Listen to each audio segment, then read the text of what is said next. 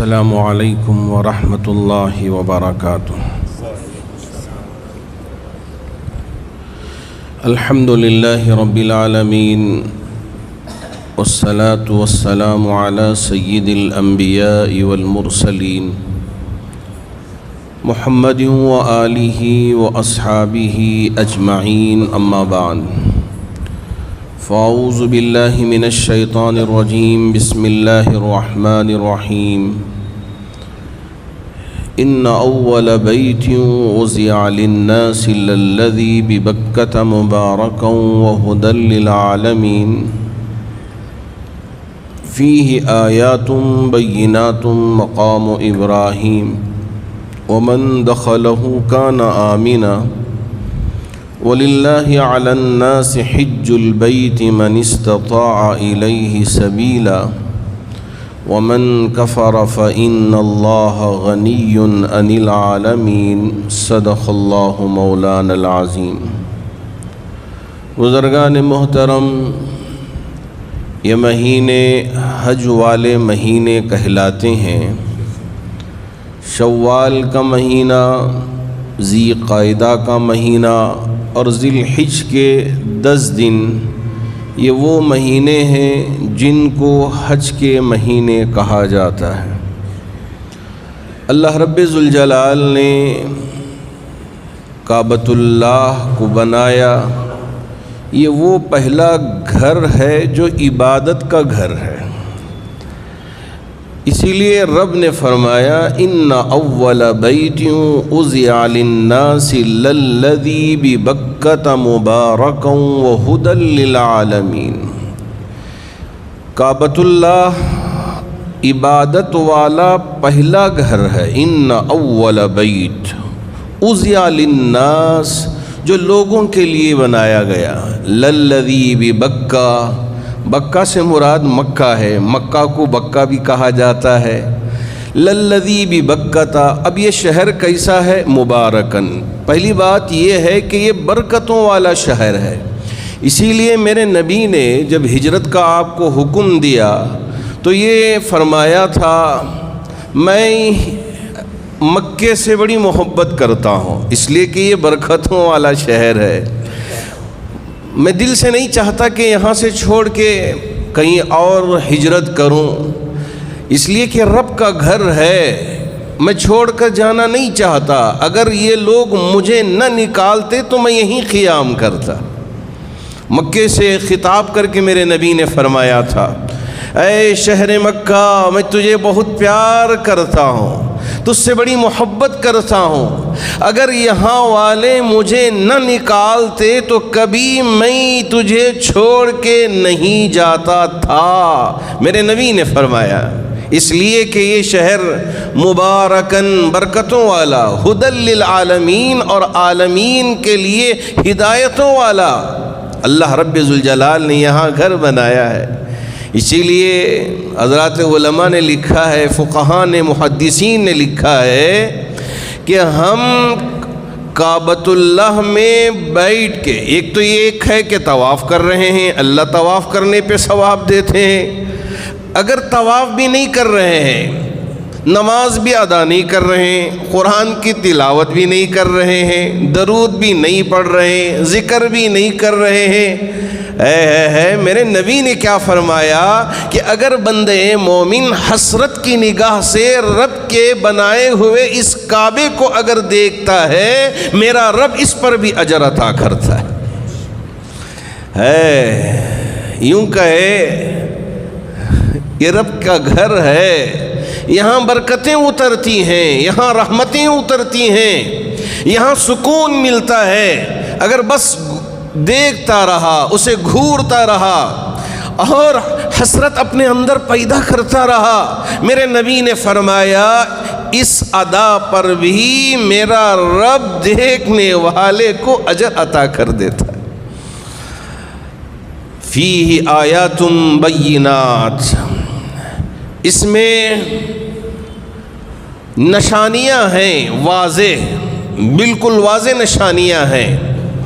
میرے نبی نے اسی لیے فرمایا کہ ملتزم چھپکنے کی جگہ کعبۃ اللہ کے دروازے کے نیچے کا حصہ میرے نبی نے کر کے بتایا کہ اپنے سینے مبارک کو کعبۃ اللہ کے اس حصے سے چمٹا کر دعا کر کے فرمایا کہ وہ مقدس جگہ ہے جہاں میرا رب بندے مومن کی دعا کرنے پہ قبول فرما لیتا ہے۔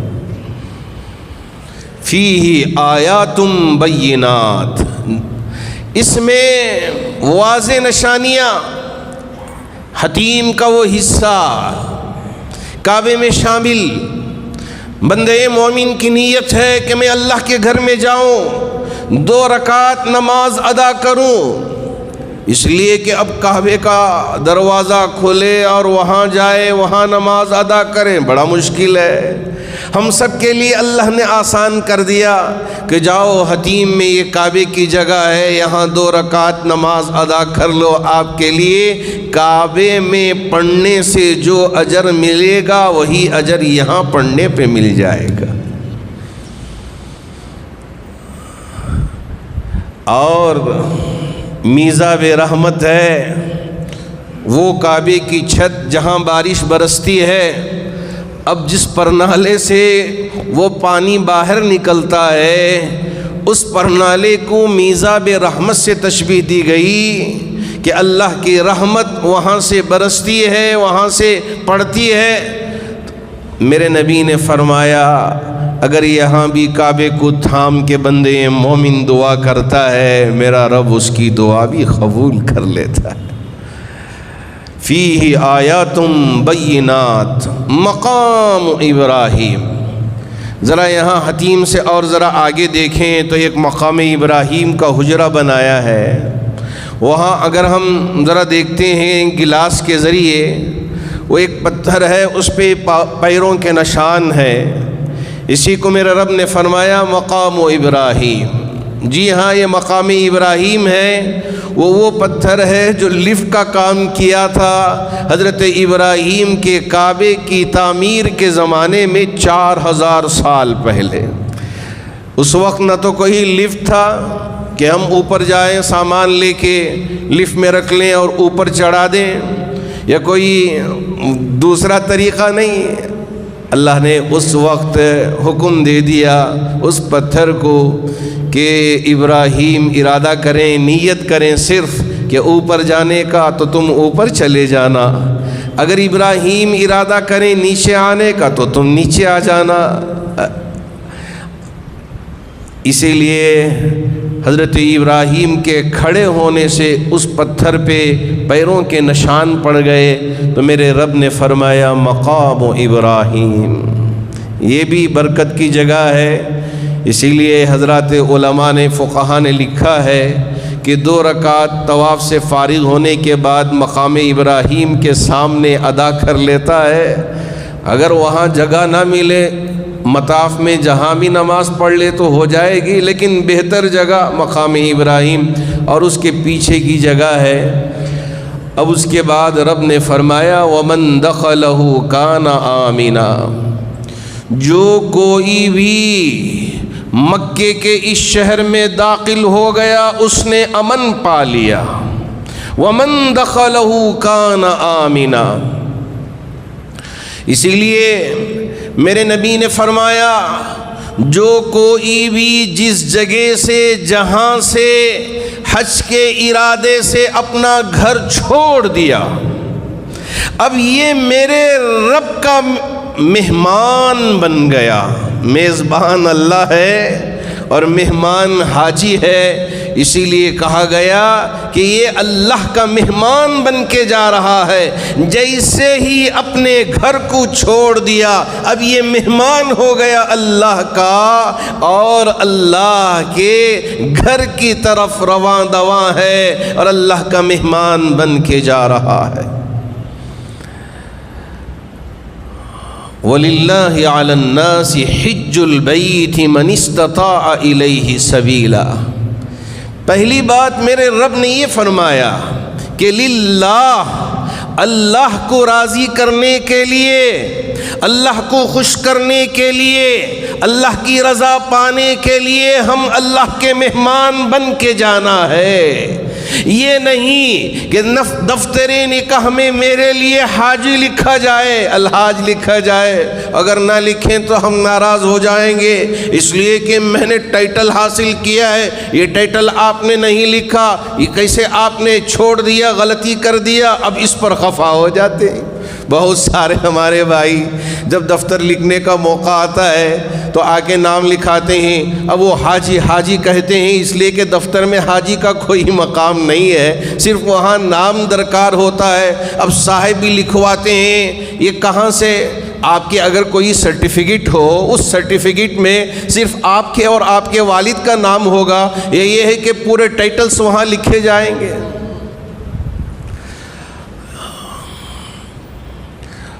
ہم حج کے لیے جا رہے ہیں، اللہ کے مہمان بن کے جا رہے ہیں، مقصد یہ ہو کہ میرا رب مجھ سے راضی ہو جائے، وللہ، اللہ کے لیے، اللہ کی رضا پانے کے لیے، اللہ کی خوشنودی حاصل کرنے کے لیے ہم حج کے لیے جا رہے ہیں، ارکان ادا کرنے کے لیے جا رہے ہیں۔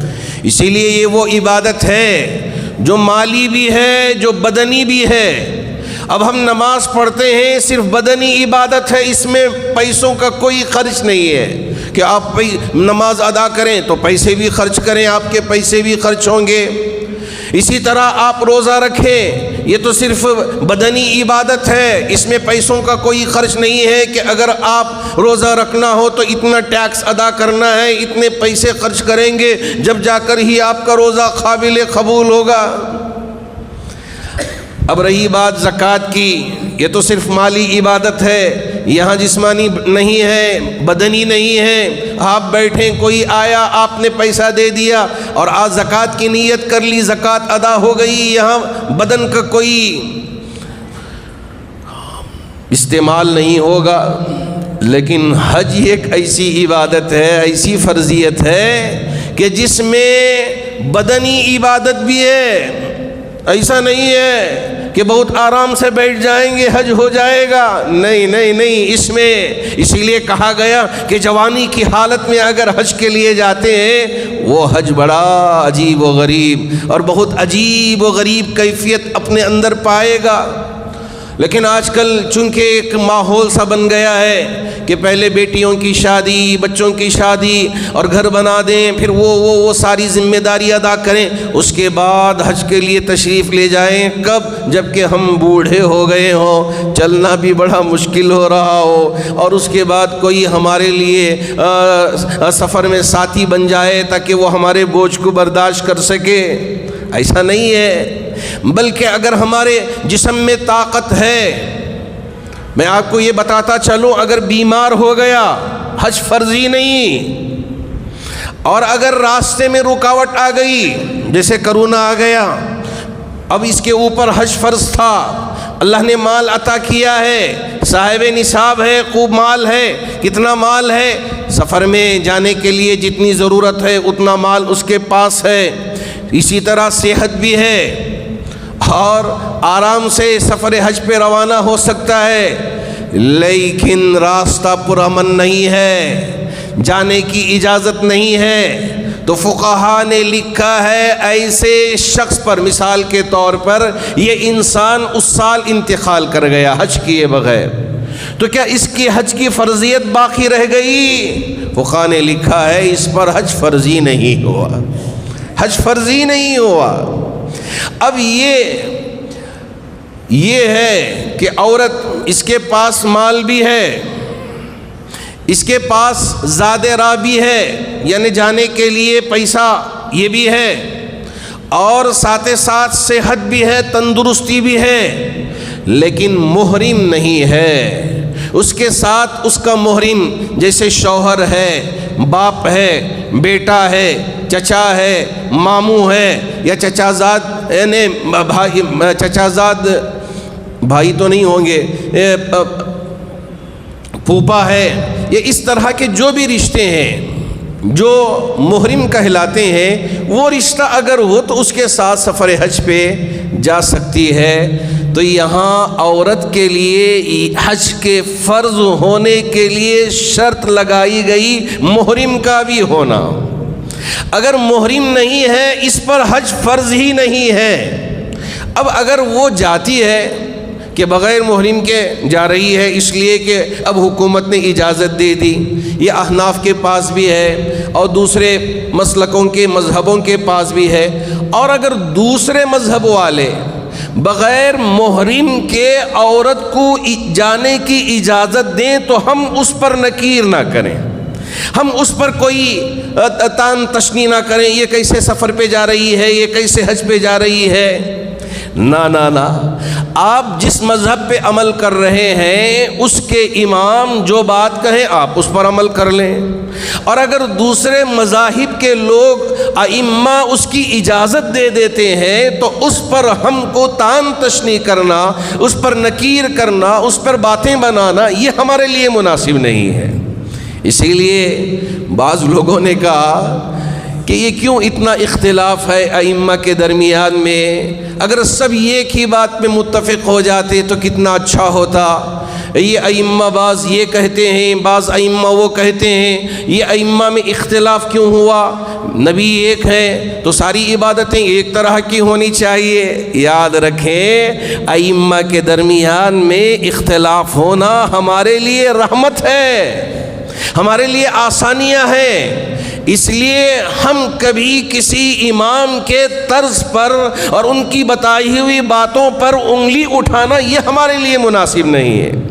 آپ جس مذہب پر چاہیں عمل کریں، جس مسلک پر چاہیں عمل کریں، لیکن خود یہ سمجھ جانا کہ میں جو کر رہا ہوں وہی صحیح ہے اور جو دوسرا کر رہا ہے وہ بالکل غلط راستے پہ چل رہا ہے، اس طرح کی بات کرنا یہ ہمارے لیے مناسب نہیں معلوم ہوتا، بلکہ ہم اب اس سلسلے میں اپنی زبان کو ذرا احتیاط سے استعمال کریں، سب کو محبت کی نگاہ سے دیکھیں۔ اس لیے کہ جہاں میں تراویح سناتا تھا تقریباً کئی مسلکوں کے لوگ ایک امام کے پیچھے نماز ادا کرتے، حنبلی بھی ہوتے، شوافی بھی ہوتے، مالکی بھی ہوتے، حنفی بھی ہوتے، اہل حدیث بھی ہوتے، سلفی بھی ہوتے، حتیٰ کہ شیعہ بھی نماز پڑھنے کے لیے آیا کرتے تھے، تراویح پڑھتے تھے پیچھے۔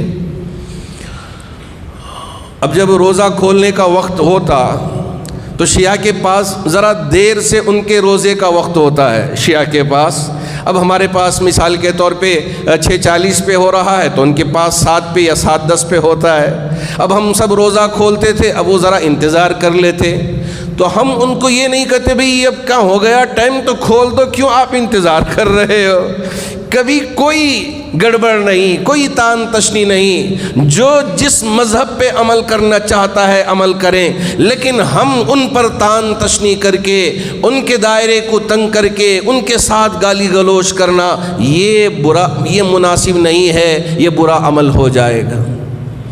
اللہ رب ذوالجلال نے ائمہ میں اختلاف کے ذریعے امت میں رحمت پیدا فرمایا ہے، اسے ہم زحمت نہ سمجھیں۔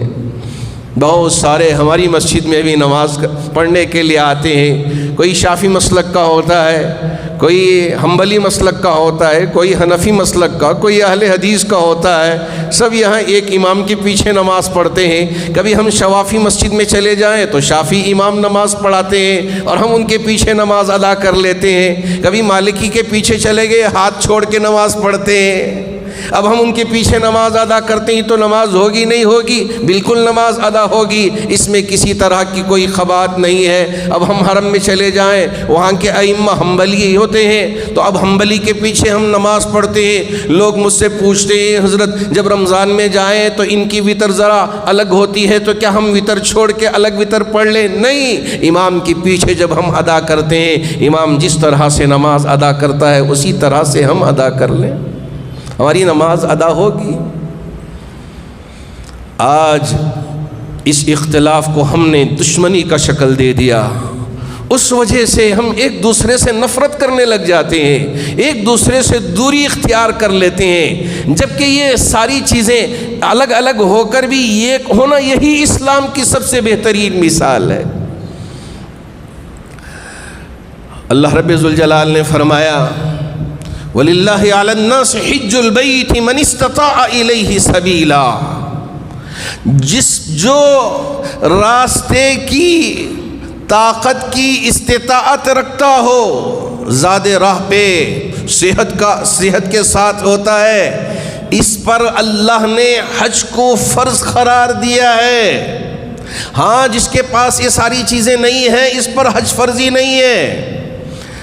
اگر ہماری عورتیں بغیر محرم کے جانا چاہیں، احناف کے پاس اس کی اجازت نہیں ہے کہ خود عورت ہی نکل کے بغیر محرم کے سفر حج پہ چلے جائے اور یہ سوچے میں تو آزاد ہوں، اب میں جاؤں گی تو کون روکنے والا ہے، کوئی روکے گا نہیں۔ لیکن یہ کرنا مناسب نہیں ہے، اس وجہ سے بہتر یہ ہے کہ محرم کو ساتھ لے جائے۔ اب کسی نے پوچھا مجھ سے کہ عدت میں ہے، اب عدت کی حالت میں اس نے حج کے سفر پہ جانے کا ارادہ کیا تھا پہلے ہی، لیکن شوہر کا انتقال ہو گیا، اب عدت میں ہے تو کیا کرے؟ حج کے لیے نکل جائے، عدت پوری کرنا چاہیے۔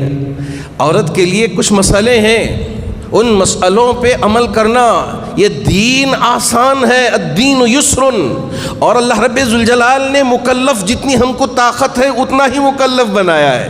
لا یکلف اللہ نفسا الا وسعها، ہم جتنی وسعت رکھتے ہیں، جتنی طاقت رکھتے ہیں، اتنا ہی اللہ نے ہم کو دین کا مکلف بنایا ہے۔ اگر ہم کھڑے ہو کے نماز نہیں پڑھ سکتے، بیٹھ کے نماز پڑھ لیں، اگر بیٹھ کے نہیں پڑھ سکتے لیٹ کے نماز پڑھ لیں، لیٹ کر بھی نماز پڑھنے کی طاقت نہ ہو تو ایسی صورت میں ہم دل کی نماز پڑھ لیں، اس کی اجازت نہیں ہے، مؤخر کریں حتیٰ کہ ہم کو اللہ اس بات کی طاقت دے دے کہ ہم لیٹ کر سجدے کو اور اسی طرح رکوع کو اشارے سے پڑھ لیں، نماز ادا ہو جائے گی۔ بیماری ہے، پانی استعمال کرنا ہمارے لیے بیماری کے بڑھانے کے لیے سبب بن جائے گا۔ میرے نبی نے ہمارے لیے اجازت دے دی کہ اگر آپ پانی سے وضو نہیں کر سکتے، آپ مٹی سے تیمم کر لو، پاکی ہو جائے گی۔ غسل واجب ہے، باوجود غسل واجب ہونے کے ہم پانی استعمال نہیں کر سکتے، سخت بخار ہے، کیا کریں؟ تیمم کر لیں غسل کے لیے، پانی نہیں ہے، کیا کریں؟ نماز آپ تیمم کر کے ادا کر لیں۔ اسی لیے رب نے فرمایا لا یکلف اللہ نفسا الا وسعها، اتنی سہولت دینے کے باوجود اگر مسلمان نماز کو چھوڑ دیتا ہے، اگر مسلمان اللہ کے بتائے ہوئے احکامات کو پس پش ڈال دیتا ہے تو ہم سے زیادہ میں یوں کہوں کہ منحوس کون ہو سکتا ہے؟ استغفر اللہ۔ اللہ کرے کہ اللہ ہمیں سمجھ عطا فرمائے۔ تو ہم یہ حج کے لیے جو جاتے ہیں اللہ کی رضا پانے کے لیے، ہاں اگر کوئی یوں کہے میں حج نہیں کروں گا، حج کو مانتا ہی نہیں، میں یہ حج کے فریضے کو سمجھتا نہیں، اگر کوئی یوں کہے، میرے رب نے فرمایا کہ وَمَن كَفَرَ فَإِنَّ اللَّهَ غَنِيٌّ عَنِ الْعَالَمِينَ، جو کوئی حج کا منکر ہو اللہ اس سے بے نیاز ہے، فَإِنَّ اللَّهَ غَنِيٌّ عَنِ الْعَالَمِينَ، اگر کوئی حج کا منکر ہوتا ہے اس سے اللہ کی شان میں کوئی فرق نہیں آئے گا۔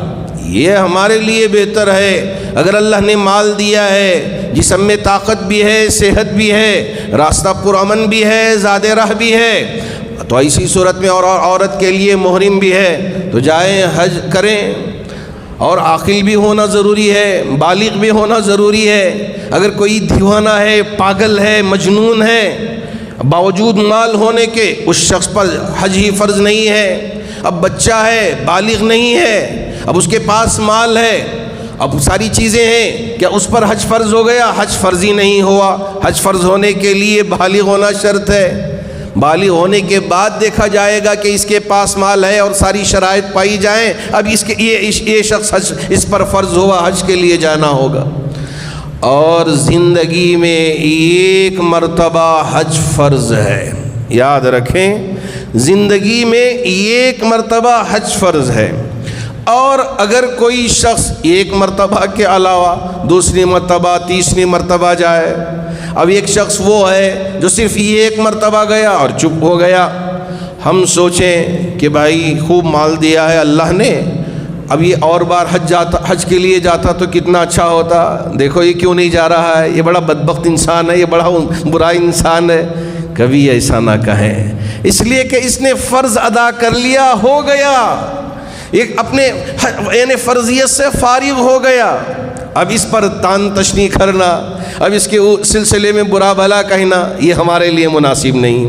اگر کوئی شخص شوق سے دوسری مرتبہ گیا، تیسری مرتبہ گیا، اب یوں کہنا کہ کتنا مال ضائع کر رہا ہے، اوہو بڑا ریاکار انسان ہے، دوسری مرتبہ تیسری مرتبہ چوتھی مرتبہ جا رہا ہے، یوں بھی نہ کہا جائے۔ اگر بندے کا شوق ہو، جذبہ ہو، اللہ کے گھر بار بار پہنچ کے جانا، مثابۃ للناس بنایا ہے کہ بار بار لوٹنے کی جگہ ہے کہ ہم وہ گھر جائیں گے۔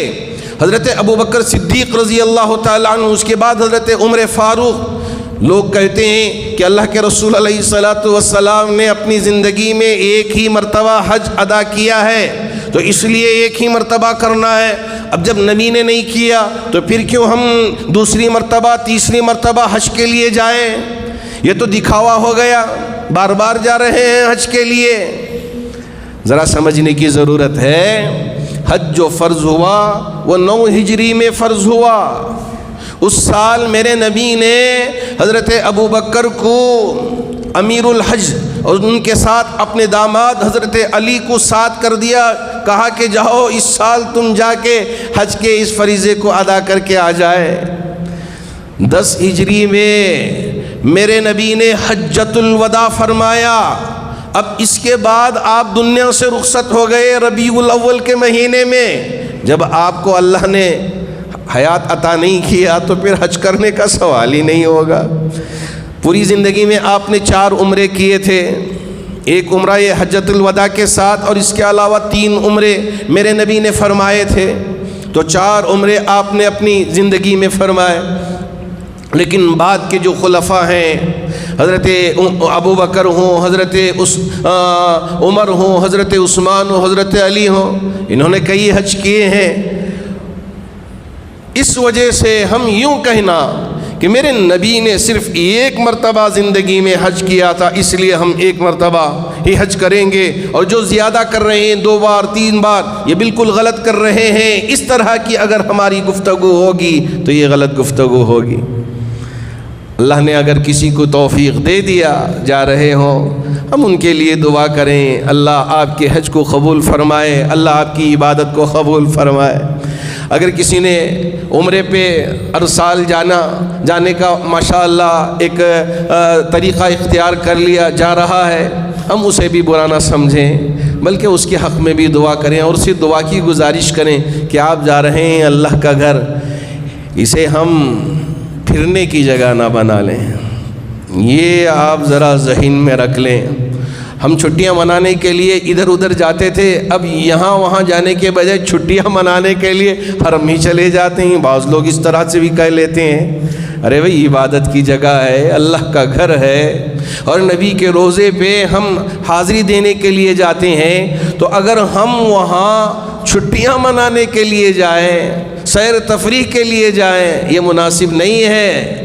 یہاں ہم جائیں تو عبادت کی نیت سے سفر کر کے نکلیں کہ میرے رب کا گھر ہے، یہاں نماز پڑھیں گے تو 1 نماز پر 1,00,000 نماز پڑھنے کا ثواب ملتا ہے، اور میرے نبی کی مسجد نبوی میں ہم نماز ادا کرتے ہیں تو 50,000 نماز پڑھنے کا ثواب میرا رب عطا کرتا ہے۔ اس لیے اب یہاں ہم جا کے دعا کرتے ہیں، تڑپتے ہیں، بلکتے ہیں، سسکتے ہیں، اور اپنے لیے اور پوری انسانیت کے لیے، اپنے ملک کے لیے دعا کرتے ہیں، میرا رب دعا قبول کرتا ہے۔ نیت لے کے جائیں کہ اللہ نے اگر ہم کو توفیق دے دیا تو ہم خوب جم کے عبادت کریں گے، سیر و تفریح کے ارادے سے نہیں، اس لیے کہ ہم جس ارادے سے جائیں گے میرے رب کا فیصلہ بھی اسی طرح کا ہوگا۔ میرے رب کے طرف سے بھی انعامات اسی طرح کے ملیں گے۔ اگر ہماری نیت یہ ہو کہ میرے رب کا گھر ہے، یہاں برکتیں پانے کے لیے، یہاں رحمتیں پانے کے لیے، اپنے ایمان کے اندر اور طاقت پیدا کرنے کے لیے اور میرے ایمان کو مضبوط کرنے کے لیے میں وہاں جا رہا ہوں اور میرے رب کا مہمان بن کے جا رہا ہوں، یہ اگر نیت ہے بہت مبارکباد کے قابل ہے۔ اگر ایسی نیت نہیں ہے تو ایسی صورت میں یاد رکھیں مناسب معلوم نہیں ہوتا کہ ہم دوسری سیر و تفریح کی نیت سے کہ ہم وہاں جائیں گھوم کے آئیں۔ آج کل بعض احباب نے آ کے مجھ سے کہا حضرت آج کل ایڈ بھی دکھایا جا رہا ہے کہ سعودی عرب کو سیر و تفریح کے لیے بھی جائیں، تو اب بہت سارے لوگ سیر و تفریح کے لیے نکل رہے ہیں۔ دوسرے لوگ جائیں تو جائیں، لیکن ایک ایمان والا ایک مسلمان اگر مکے کو جاتا ہے تو اللہ کے گھر کے دیدار کے لیے جاتا ہے، طواف کے لیے جاتا ہے، دیوانہ وار طواف کرنے کے لیے کہ میرے نبی نے بھی طواف کیا تھا، میں اسی مقصد کو پورا کرنے کے لیے، اسی ادا کو پورا کرنے کے لیے میں اللہ کے گھر پہنچ رہا ہوں۔ میرے نبی نے وہاں دعائیں مانگی تھی، میرے رب نے قبول کیا تھا، میں اس مقصد کے لیے جا رہا ہوں۔ میرے نبی نے اپنے سینے کو کعبے سے لگایا تھا، میں اس ادا کو پورا کرنے کے لیے جا رہا ہوں۔ ملتزم میں یعنی اسی طرح میزاب رحمت کے نیچے میرے نبی نے دعا کی تھی، مطاف میں دعا کی تھی، مسجد حرام میں دعا کی تھی، میں نے بھی اس مقصد کے لیے وہاں کا سفر کا ارادہ کیا ہے تاکہ وہاں پہنچ کے میں بھی دعا کروں۔ صفا و مروہ، ایک طرف صفا ایک طرف مروہ، صفا پہ کھڑے ہو کے کعبہ نظر آتا ہے، میرے نبی نے کعبے کو دیکھ کے وہاں بھی دعا کی تھی، میں بھی جاؤں گا، عمرے کے ارکان ادا کروں گا اور کعبے کی طرف اپنے چہرے کو کر کے میرے رب کو منانے کی کوشش کروں گا، میرے رب کی بارگاہ میں پکارنے کی کوشش کروں گا۔ اس مقصد کے لیے اگر ہم جاتے ہیں تو یہ ہمارا مقصد بہت بہت مبارکباد کے قابل ہے۔ اللہ کرے اللہ رب ذوالجلال ہم میں سے جو احباب بھی حج کے لیے جانے والے ہیں، نیت پاک و صاف کر کے ہمیں جانے کی اللہ توفیق عطا کرے، سیر و تفریح کے لیے نہیں کہ وہاں بہت بڑا مجمع جمع ہوگا، خرید و فروخت کے لیے نہیں کہ ہم جائیں گے بازاروں میں خوب خرید و فروخت کر کے یہاں لا کے ہم ہدایہ دیں گے اس لیے کہ ہم حج پہ گئے تھے، لالا کے ہم وہ ہدیہ یہ ہدیہ پھوپھی کے لیے، خالہ کے لیے، فلاں کے لیے، فلاں کے لیے، نہ وہاں کی سب سے بہترین چیزیں جو ہیں صرف دو ہیں، ایک زمزم کا پانی ہے، آب زمزم ہے، اور یہ ایک کھجور ہے مدینے کا۔ جی ہاں، یہ دو چیزیں دے دیا ہم نے تھوڑا تھوڑا، آج کل پانی لانا بھی بڑا مشکل کر دیا ہے، تو تھوڑا سا بھی پانی زمزم کا اللہ نے ہم کو توفیق دے دیا، نیت کر کے ہم نے پی لیا۔ اللہم انا نسألک علما نافعا وعملا متقبلا ورزقا حلالا طیبا وشفاء من کل داء۔ اس دعا کو ہم نے پڑھ لیا، ساری چیزوں کو میرے نبی نے اس میں جمع فرما دیا، ایک علم نافع اور ایک عملا متقبلا، کہ ایسا عمل اللہ مجھے کرنے کی توفیق دے جو رب کی بارگاہ میں قبول ہو جائے، ورزقا حلالا طیبہ، اسی طرح حلال اور پاک رزق میرے لیے دے دے، وشفاء من کل داء، میرے نبی نے فرمایا ہر بیماری سے اس پانی کے ذریعے میرا رب مجھے شفا دے دے۔ نیت کیا، دعا پڑھا، پی لیا، جیسے نیت کرتا ہے میرے رب اسی طرح ہمارے لیے فیصلے بھی کر دیتے ہیں۔ اللہ کرے جو بندگان مومن سفر حج پہ جانے والے ہیں ان کے سفر کو اللہ آسان فرمائے، اور جو جانے کا ارادہ کرتے ہیں اللہ ان کے ارادے میں کامیابی عطا فرمائے، اور جو یہاں رہتے ہیں اللہ ان کے لیے بھی رحمتیں برکتیں نازل فرمائے۔ گویا کہ جانے والے ہم سب کے طرف سے ایک خاصیت بن کے جا رہے ہیں کہ اب ہم سب کے لیے دعا کریں گے، کہاں عرفات میں بھی، مزدلفہ میں بھی، مینا میں بھی اور مطاف میں بھی، اور نبی کی بارگاہ میں پہنچ کر بھی دعائیں کریں گے انشاءاللہ۔ اگر اللہ نے زندگی بخشی تو آئندہ جمعہ حج کے سلسلے میں کچھ ضروری باتیں آپ کی خدمت میں عرض کرنے کی کوشش کروں گا۔ دعا کریں کہ اللہ رب ذوالجلال ہمارے لیے اور جو احباب حج کے لیے جانے والے ہیں ان کے لیے نیت پاک و صاف کرنے اور حلال مال اختیار کرنے کی طاقت و توفیق عطا فرمائے۔ حاضرین باتمکین، پہلی بات تو یہ ہے کہ یہ مہینے کی پہلی جمعہ ہے۔ جامع مسجد ٹرسٹ ماشاءاللہ یہاں ایک انتظام کیا ہے کہ ہر مہینے کی پہلی جمعہ ہمارے غریب جو بھائی بہن ہیں ان کی شادیوں کا نظام مصلیان جامع مسجد، اللہ نے جن کو توفیق دی یا ان کے گھروں میں شادیاں ہیں، اپنے بچوں کی جہاں شادیاں کر رہے ہیں وہیں ہمارے غریب بھائی بہنوں کی شادیوں کا بھی ہم انتظام کر لیتے ہیں، تاکہ جہاں یہ غریب جوڑا اچھی زندگی خوشحال زندگی گزر بسر کرے، اللہ ان کی دعاؤں کی برکت سے میری بیٹی کا گھر بھی اچھا بنا دے، میرے بیٹے کا گھر بھی اچھا بنا دے، خوشگوار زندگی والا گھر بنا دے۔ اس نیت سے بہت سارے احباب میرے پاس لا کے بیت المال میں رقم جمع کرتے ہیں یا جامع مسجد کے آفس میں ہمارے مینیجر صاحب کے پاس یا سیکریٹری صاحب کے پاس لا کے جمع کرتے ہیں۔ ہر مہینے کی پہلی جمعہ ماشاءاللہ ہم یہاں نکاحوں کا سلسلہ جو شروع کیا ہے وہ چل رہا ہے۔ اب یہاں یہ انشاءاللہ 3 شادیاں ہوں گی۔